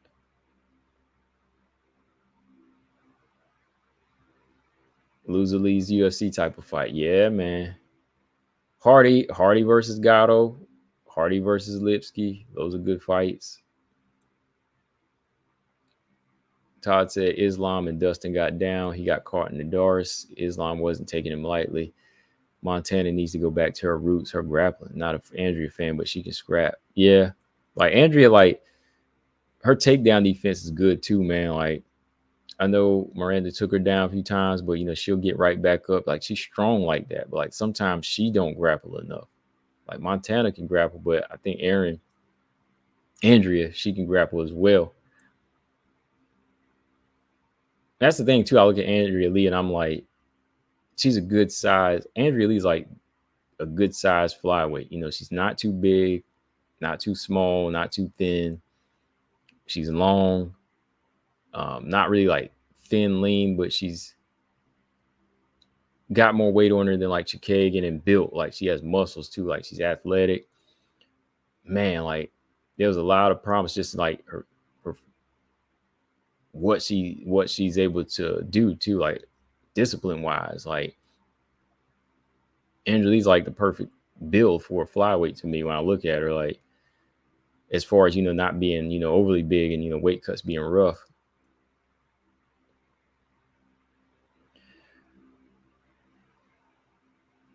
Chikagan lost her last fight. She doesn't deserve a higher ranked opponent. She shouldn't fight backwards. She should fight backwards in the rankings. Okay. Montana got these Mark De La Rosa traits. Oh yeah. Zama said, I'd actually want Manon versus Kayla at 135. The best takedown defense in WMA versus best grappler. Yeah, I mean, at one point, in the interview, she did say she wants to move up to 135. If she's able to win 125 championship, move up to 135. Definitely would like to see that at some point.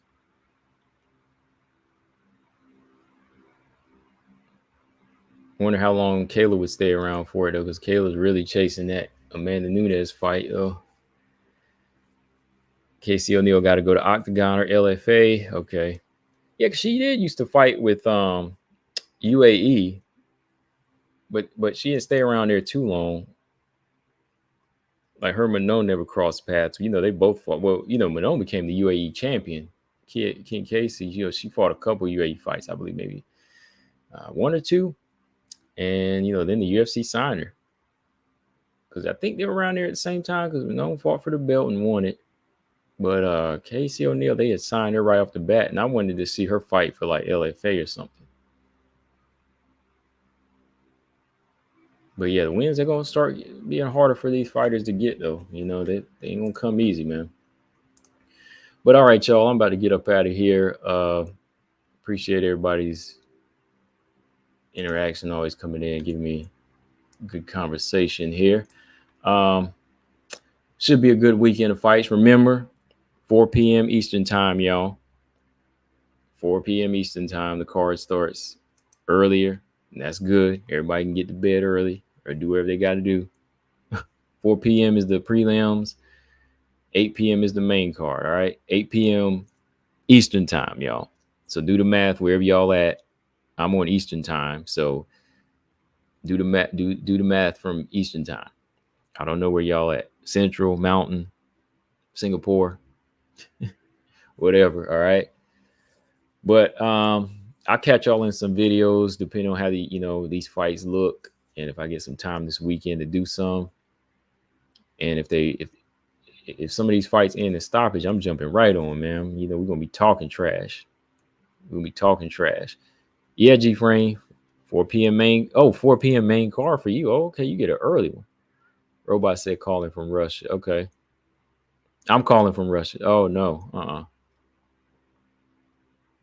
Calling from Ghana. No, I'm just playing. All right, y'all. With that being said, hit that like, subscribe if you haven't. And again, shout out to Walter Bill. I appreciate that, man, with the support there. And thanks for the support from all of y'all. What would WMMA be without us, right? All right. Thanks, Brian. And I am out, y'all. Close this out. Catch y'all in the next one. Peace.